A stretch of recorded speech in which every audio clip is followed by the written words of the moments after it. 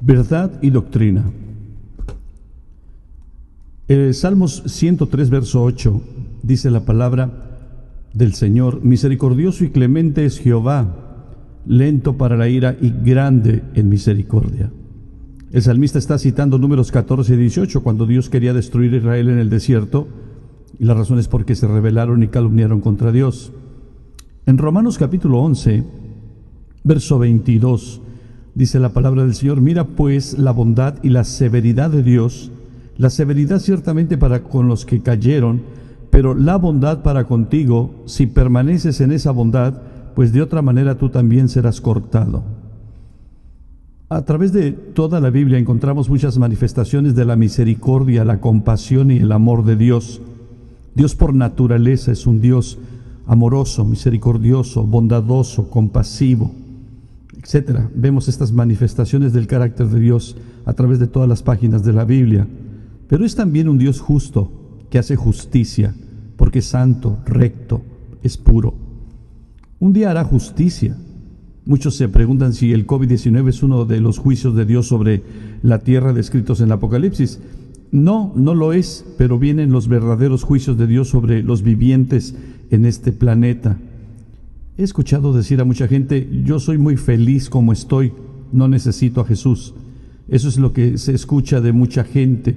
Quizás no lo dicen con su boca, lo hacen con sus hechos, lo dicen con el estilo de vida que están llevando, distanciados de Dios. Dicen simplemente: no siento la necesidad de Cristo.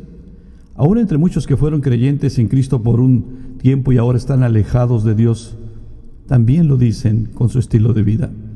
Como si el cristianismo fuera algo que puede conseguirse en el supermercado. Lo tomas o lo dejas dependiendo si lo necesitas. Muchos ven a Jesús como una pastilla para la migraña. La toman cuando les duele la cabeza, pero una vez que se les va el dolor, la dejan. Así Jesús, una vez que tienen el problema, lo toman, y cuando se resuelve lo dejan y continúan con su vida perversa, inconscientes del juicio de Dios que está por venir cuando tengamos que rendir cuentas delante de Él.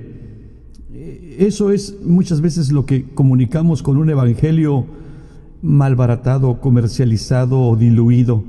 El hecho de decirle a la gente que hay algo que te va a hacer sentir muy bien, todos tus problemas serán resueltos, Dios te va a conceder todos tus sueños, Él está interesado en que vivas en esta tierra sano, próspero, bendecido, etcétera. Lo mismo, el mismo tema de siempre.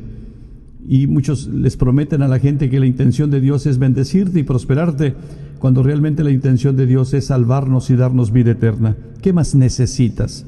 ¿Qué más necesito si el Señor me salva de la condenación en el infierno y me da vida eterna? Ciertamente Dios va a bendecirnos, y ciertamente Dios va a suplir nuestras necesidades, y ciertamente Dios prospera a muchos. Pero hoy en día se habla de Jesús como si fuera una comodidad que va a agregar un poquito de alegría a nuestras vidas. Como dijo un hombre de Dios que ya está en el cielo: si la única razón por la que un ser humano necesita a Jesús es para ser feliz, y la persona ya es feliz sin Jesús, pues entonces definitivamente no necesita a Jesús.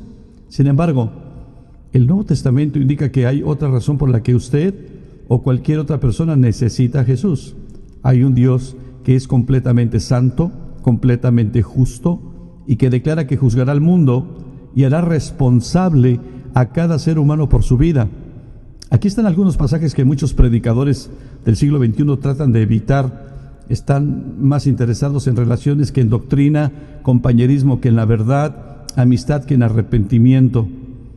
Hebreos 9:27 dice así: y de la manera que está establecido para los hombres, que mueran una sola vez y después de esto el juicio. ¿Qué es esto? Bueno, es un tiempo de rendir cuentas ante el único Dios verdadero y soberano del universo. ¿Ha escuchado usted sobre el tribunal de Cristo, al que todo creyente vamos a compadecer? Pablo en 2 Corintios 5, 9, 10 dice: por tanto procuremos también, o ausentes o presentes, se refiere al cuerpo, serle agradable, porque es necesario que todos nosotros comparezcamos ante el tribunal de Cristo, para que cada uno reciba según lo que haya hecho mientras estaba en el cuerpo, sea bueno o sea malo.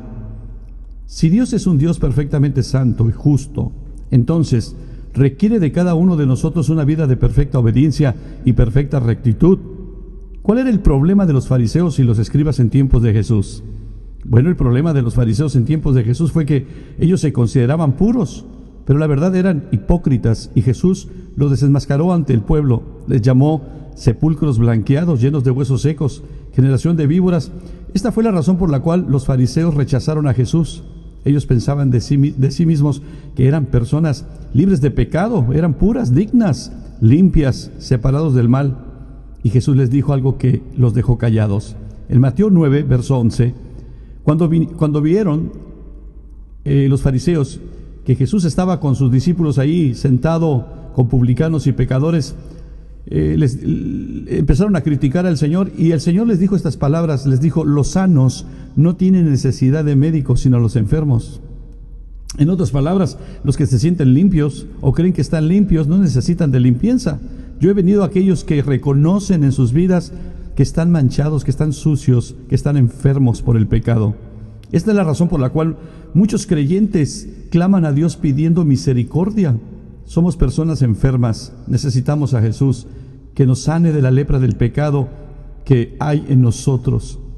El problema sencillamente es este: si Dios es justo y requiere perfección de mí, y yo no soy perfecto, entonces Él me tratará con justicia, y por lo tanto me espera en el futuro un castigo en manos de un Dios santo.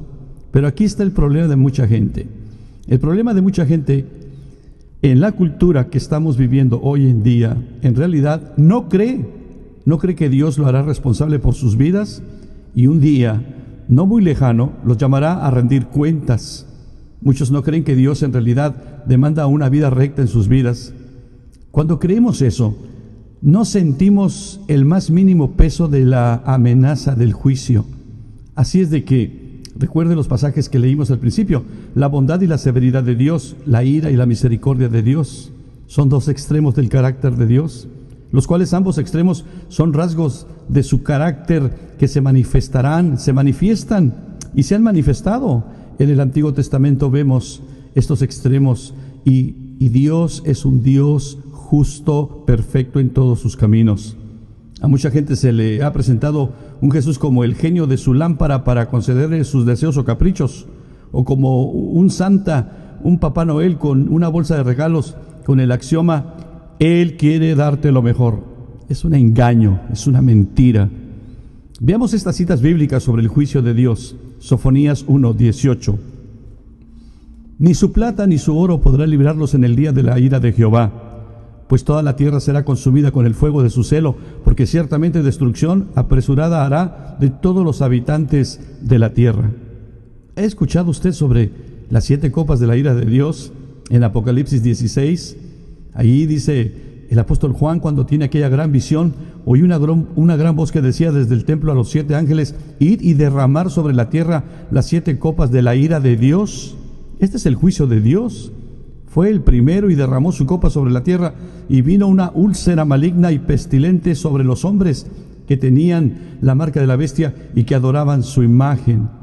Y así viene el segundo, sangre como de muerto, y murió todo ser vivo que había en el mar. Fue derramado eso. Viene el tercer juicio: aquel ángel derrama la copa, los ríos, las fuentes de las aguas se convierten en sangre. Los ángeles reconocen al Dios justo y le dan gloria, mientras que los hombres, en lugar de bendecir a Dios, lo maldicen y blasfeman contra Él. Y así todo el pasaje va diciendo acerca de los juicios. Así la palabra de Dios nos hace conscientes de que un día habrá justos juicios de Dios en la tierra, y todos seremos llamados a rendir cuentas. Apocalipsis 20. Dice el apóstol Juan, escribe bajo inspiración, que vio un gran trono blanco, al que estaba sentado en él, y delante del cual huyeron la tierra y el cielo, y ningún lugar se encontró para ellos. Y vi a los muertos, grandes y pequeños, de pie ante Dios, y los libros fueron abiertos, y otro libro fue abierto, el cual es el libro de la vida. Fueron juzgados los muertos por las cosas que estaban escritas en los libros, según sus obras. El mar entregó los muertos que habían en él, y la muerte y el Hades entregaron los muertos que habían en ellos, y fueron juzgados, cada uno según sus obras. ¡Qué tremenda experiencia será ese día! En conclusión, si no tienes temor de lidiar con el castigo de Dios, entonces puedes vivir tan feliz como quieras, puedes hacer de tu vida un papalote.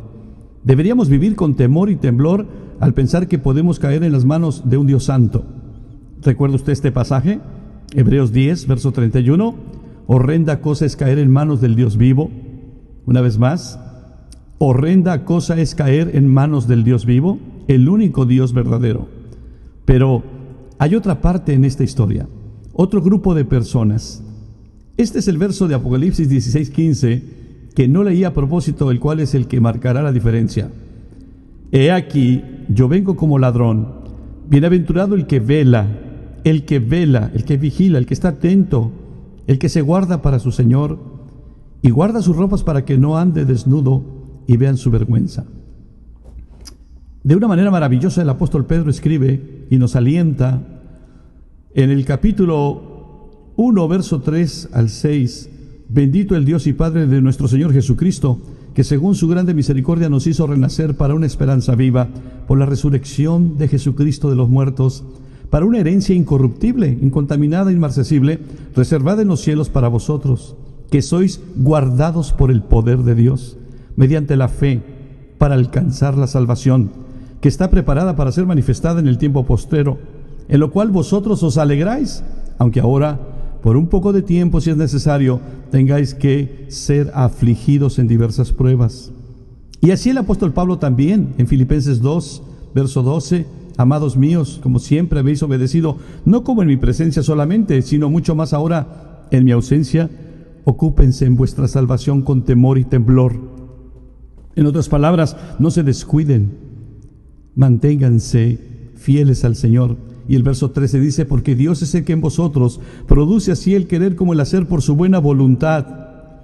Debemos estar conscientes que los justos juicios de Dios están por llegar y nadie escapará a ellos, a no ser que clamen a Dios por pureza en sus almas. Bendiciones.